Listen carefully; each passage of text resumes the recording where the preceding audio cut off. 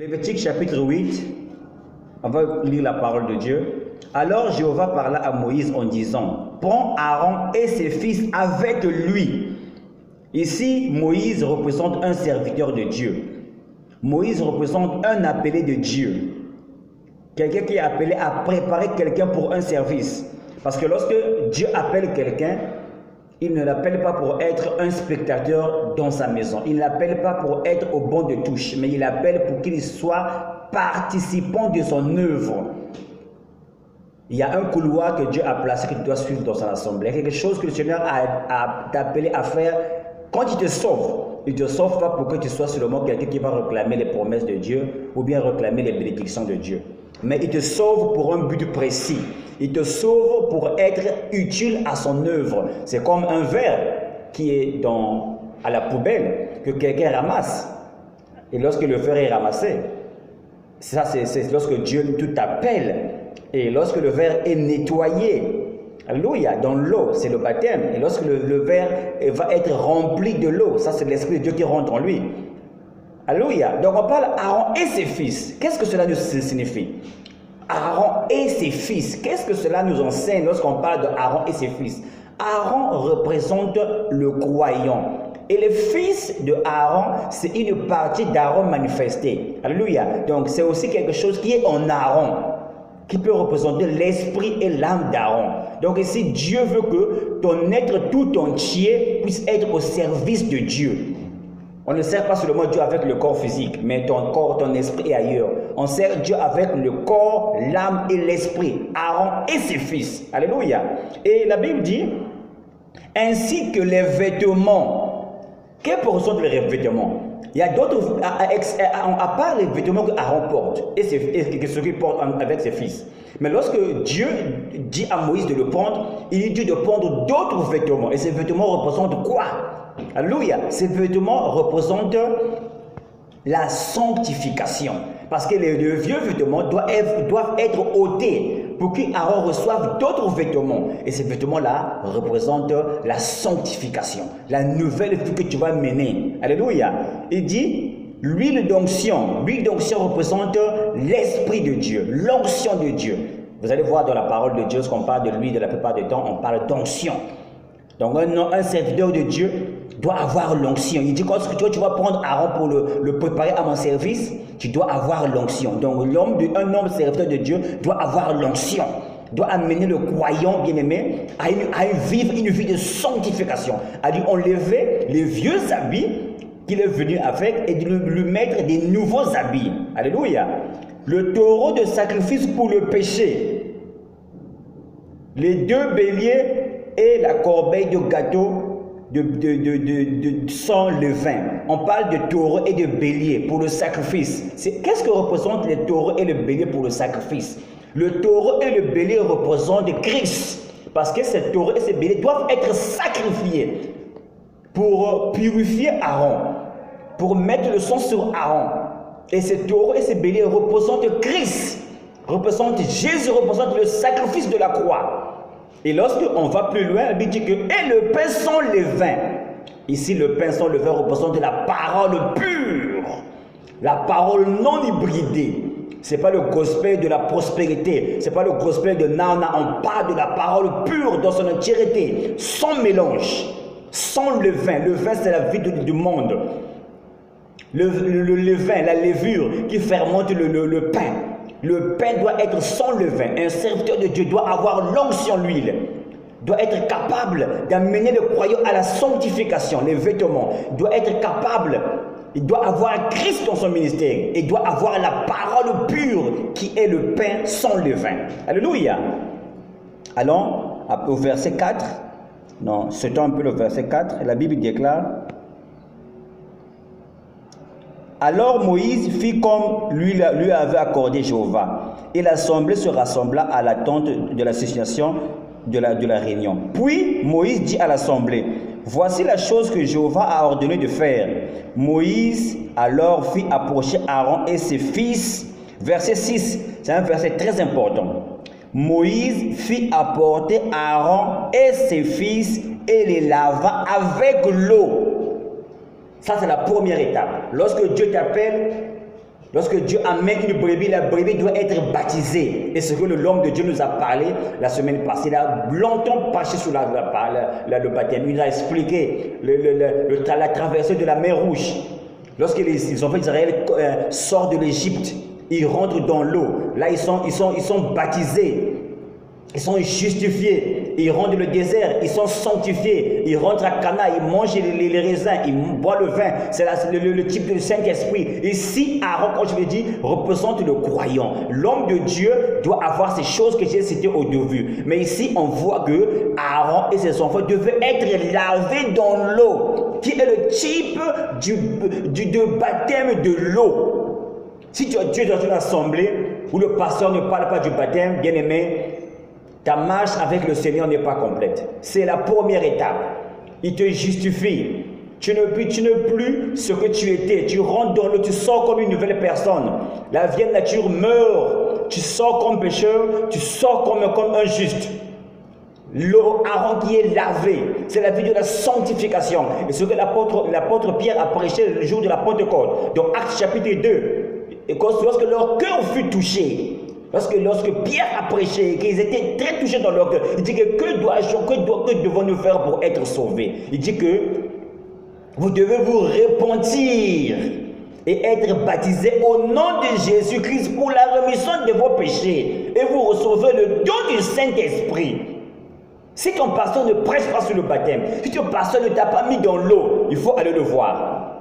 Ta marche avec le Seigneur n'est pas complète. Ici, on voit comment Moïse, Dieu lui donne l'instruction de prendre Aaron et ses fils. Et Moïse, c'est le type d'un serviteur de Dieu. Aaron doit être lavé dans l'eau. Tout ton être doit être nettoyé, ton corps, ton âme et ton esprit. Lorsque tu rentres dans les eaux du baptême, lorsque les enfants sont rentrés dans les eaux de la mer Rouge, bien-aimé, c'était un type du baptême, bien-aimé de le Seigneur. Alléluia. Il devait être lavé dans l'eau. Tu dois être baptisé. Tu dois être baptisé dans l'eau au nom du Seigneur Jésus-Christ pour la rémission de ses péchés. Et ce qui symbolise ici le fait que Aaron fut plongé dans l'eau, fut nettoyé dans l'eau, son iniquité était enlevée, il était justifié. Ce n'est pas les œuvres qu'il va commettre, mais la justice de Dieu est sur lui. Alléluia. Allons au verset 7. Après cela, il mit sur lui la robe, les habits. Alléluia. Vous voyez? La sanctification que je vous ai parlé auparavant, les habits. Les vieux habits vont être enlevés lorsqu'on sort de l'eau. On est justifié. Et après l'eau, c'est la sanctification. Dieu va commencer à faire un travail avec toi. Dieu va commencer à te nettoyer, à te purifier, à te sanctifier. C'est le type d'ici, Moïse, qui prend les habits et qui met sur Aaron. Alléluia. La sanctification, la nouvelle vie. La nouvelle marche avec le Seigneur. Une nouvelle créature qui est en train d'être créée en toi, bien-aimé le Seigneur. Il mit sur lui la robe, le cenis de la charpe, le revêtit du manteau sans manche et mit sur lui l'éphod. Puis il le ceint avec la ceinture de l'éphod et avec elle, il attacha sur lui l'éphod. Ensuite, il plaça sur lui le pectoral et mit dans le pectoral l'urim et le thummim. Alléluia. L'homme de Dieu doit être capable de te nourrir de la parole. Moïse qui prend les vêtements. C'est une nouvelle nature qui est créée en toi par la prédication de l'évangile. Moïse qui est en train de vêtir Aaron. Et chaque fois que tu viens à l'église et que tu écoutes les messages, le pain sans levain que l'homme de Dieu prêche, la parole non hybridée, la parole non mélangée que tu prêches, c'est le fait que Moïse met sur Aaron des habits pour qu'il soit au service de Dieu. Et ce que tu reçois lorsque l'homme de Dieu prêche la parole, bien au Seigneur.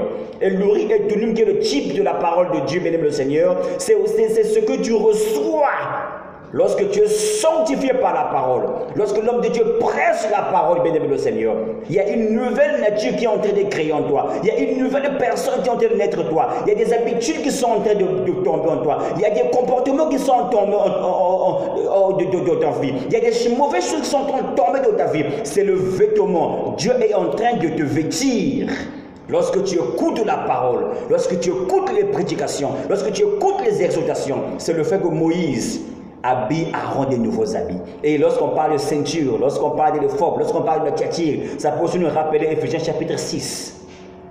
Les armes spirituelles, bien-aimé le Seigneur, l'homme de Dieu est arme, bien-aimé, avec la prédication. Il te donne la révélation de qui tu es, bien-aimé le Seigneur. Il est en train d'ouvrir tes yeux spirituels, bien-aimé le Seigneur. Et tu ne deviens plus la même personne. Ton intelligence est en train d'être renouvelée, bien-aimé le Seigneur, par la prédication de l'évangile, par le revêtissement du vêtement que Moïse met à Aaron et ses fils. C'est le fait que tu reçois l'évangile, tu deviens une nouvelle personne. Tu es en train d'être transformé, béni le Seigneur. Et tu es armé.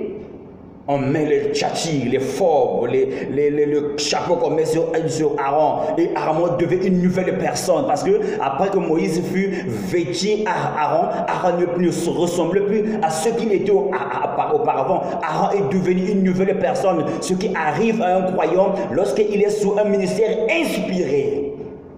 Il est revêtu chaque fois qu'il reçoit l'évangile. Il est changé. Il est transformé, bien-aimé de le Seigneur. Alléluia. Ensuite, il plaça sur lui le pectoral et mit l'urim et le thummim.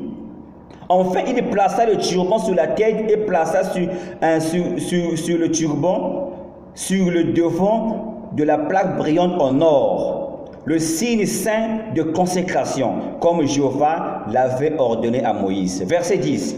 Puis Moïse prit l'huile. Oh, bien-aimé, la parole, bien-aimé. Il prit l'huile. Premièrement, Aaron est mis dans l'eau. Alléluia. C'est le baptême. Tu es baptisé. Et après, Aaron est vêtu. C'est quoi être vêtu? Je vous ai expliqué. C'est la sanctification par la parole de Dieu. C'est la sanctification par la prédication. C'est la sanctification qui te transforme, qui te donne une nouvelle mentalité, qui fait de toi une nouvelle personne, béni le Seigneur. Mais après cela, Dieu vient te couronner avec le Saint-Esprit. Alléluia. Et Moïse prend l'huile et il versa sur Aaron. Alors lisons la parole. Le verset 11, la Bible dit: ensuite, Moïse prit l'huile, l'onction, oignit le tabernacle ainsi que tout ce qui s'y trouvait et les sanctifia.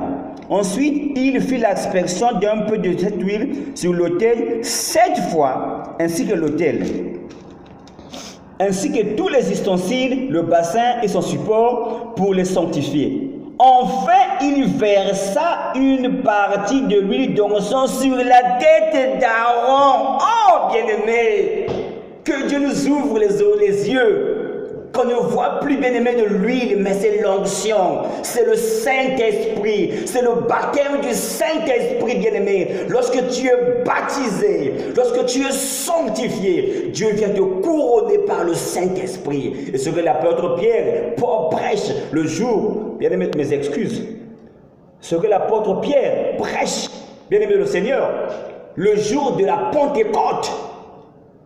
Que dois-je faire pour être sauvé? Ils étaient touchés dans leur cœur. Ils étaient émus. Ils étaient bouleversés. Les gens étaient en train de pleurer. Pierre, je me reconnais. Si sans Jésus, je suis perdu. Mais qu'est-ce que je dois faire pour être sauvé? Qu'est-ce que je dois faire pour recevoir Jésus? La première chose, il dit que faut d'abord être baptisé dans l'eau. Pourquoi? Pour la rémission de tes péchés. Pour la rémission de mes péchés. Et ce que Moïse fait avec Aaron, il le lave avec ses fils. Le corps lavé et purifié. Et dit, pour la rémission de vos péchés. Et vous recevrez le don du Saint-Esprit, car la promesse est pour vous et pour vos enfants, en un si grand nombre que le Seigneur notre Dieu les appellera. Acte 2, chapitre 38, bien-aimé Seigneur. Et ce que la parole ici nous enseigne dans Lévitique chapitre 8. Aaron, il est d'abord lavé, il change les habits, la sanctification, et Moïse prend l'huile. Ton pasteur doit t'amener au baptême du Saint-Esprit, bien-aimé de le Seigneur. Si ton pasteur ne parle que de la prospérité, sors de cette église. Si ton pasteur ne parle que du mariage, sors de cette église. Si ton pasteur ne parle que, bien-aimé, de l'argent, des voitures, de la prospérité, sors de cette église. Tu es en danger, mon frère. Tu es en danger, ma soeur. Ici, on voit comment Dieu nous enseigne. Il nous ouvre les yeux. Dans le Lévitique chapitre 8, il dit que Aaron devait être d'abord lavé. Tu dois être baptisé, mon frère, dans le nom du Seigneur Jésus-Christ, pour la rémission de tes péchés, mon frère. Et tu dois être sanctifié par l'évangile, par la prédication de la parole, béni le Seigneur. Et tu reçois le don du Saint-Esprit. Oh, ce que l'apôtre Paul déclare dans le livre de Actes, c'est que avez-vous déjà reçu le Saint-Esprit de que vous avez cru? Tu crois, mais ce n'est pas le fait de croire que tu as le Saint-Esprit. Le diable croit que tu existes et il tremble. Alléluia. Ça, c'est le travail d'un homme de Dieu. De prendre une brebis dans le péché, de l'amener aux eaux du baptême, de le sanctifier par la prédication, le pain sans levain. Vous allez voir, à la suite de l'histoire, dans le livre de Lévitique, Aaron va manger ce pain-là. Oh Jésus, oh, le pain de la parole, le pain sans levain, sans levure, la parole pure sans mélange avec le monde, bien aimé le Seigneur.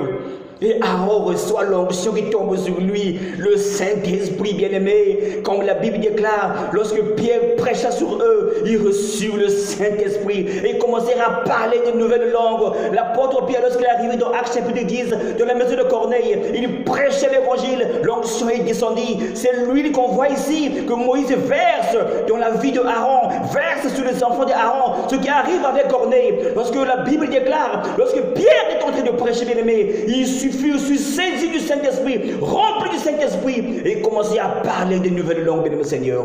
Oh bien-aimé, le croyant doit arriver à cette étape. Être baptisé, c'est bien, mais il faut avancer à la sanctification, le changement de vêtements. Mais si tu négliges la prédication, si tu ne viens pas à l'église, si tu n'écoutes pas les bandes, tu n'écoutes pas les messages sur les réseaux sociaux, tu ne viens pas au service, mais comment est-ce que tu vas être sanctifié? Comment tu vas grandir, bien-aimé? Parce que lorsque tu commences par le baptême, c'est la première étape. Après le baptême, mon frère, tu rentres, bien-aimé Seigneur, dans la sanctification, le changement de vêtements, bien-aimé, les phobes, la tchatchir, tout ce qui est mis en toi, bien-aimé Seigneur. Comme Moïse le fait avec Aaron. Et tu es Aaron, et je suis Aaron. Et les brebis que Dieu amène dans nos églises, ce sont des Aarons que nous devons amener jusqu'à ce que nous mettons l'huile sur eux. Et il leur imposait les mains, et ils reçurent le Saint-Esprit. Oh, bien-aimé, si ton pasteur ne t'a pas amené à cet endroit-là, mon frère, tu es au mauvais endroit. L'homme de Dieu, Moïse, a pris Aaron du baptême. Après le baptême, il a mené à la sanctification. Sanctification, il a mis l'huile sur lui. Ton pasteur doit t'amener jusqu'à ce que l'huile tombe sur toi, jusqu'à ce que tu sois rempli du Saint-Esprit, bien-aimé. C'est ta promesse. Pierre l'a dit, la promesse est pour vous et pour vos enfants. Le Saint-Esprit, c'est ça. Lorsque l'homme et Dieu se fusionnent, lorsque l'homme et Dieu deviennent une seule personne, bien-aimé. Oh, l'apôtre Paul dit, ce n'est plus moi qui vis, alléluia, c'est Christ qui vit en moi. Oh, Christ en nous, l'espérance de la gloire, bien-aimé Seigneur. Alléluia, que Dieu vous bénisse. Je crois que ce message va toucher quelqu'un ce matin. Il va revoir sa marche avec le Seigneur. Il va revoir, est-ce que je suis vraiment sauvé? Ou bien justement flatté? On nous prêche du mariage, c'est bien. On nous prêche comment gérer l'argent, c'est bien.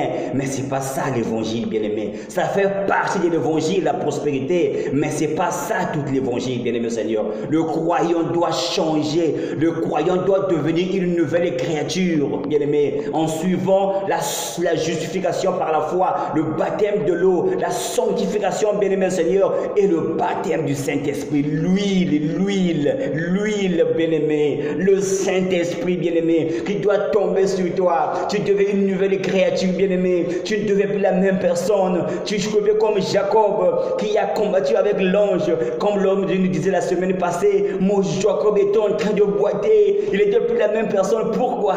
Parce qu'il avait combattu avec Dieu. Oh, bien, il avait vaincu. Il avait été transformé, bien-aimé. Lorsque le Saint-Esprit vient sur toi, bien-aimé, tu vas comprendre la parole. Alléluia, tu deviens une nouvelle personne, bien-aimé. Tu deviens une nouvelle créature, bien-aimé Seigneur. C'est là où l'homme de Dieu doit t'amener au baptême du Saint-Esprit. C'est là où l'homme de Dieu, tu dois amener les brebis au baptême du Saint-Esprit, mon frère. Que Dieu vous bénisse, mon frère. Que Dieu vous bénisse. Que Dieu vous bénisse. Amen.